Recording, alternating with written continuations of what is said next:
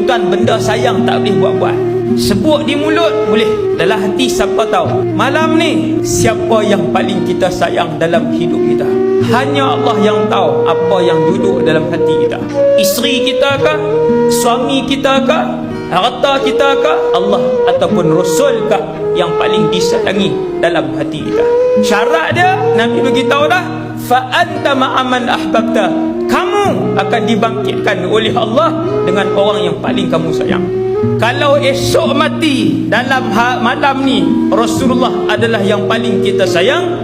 Di mahsyar esok, di akhirat esok, tepi Nabi lah kita dibangkitkan oleh Allah. Senang ke susah? Kaedah dia senang aja dengar. Law ni tuan-tuan boleh set dalam diri masing-masing. Siapa yang paling kita sayang dalam hati kita?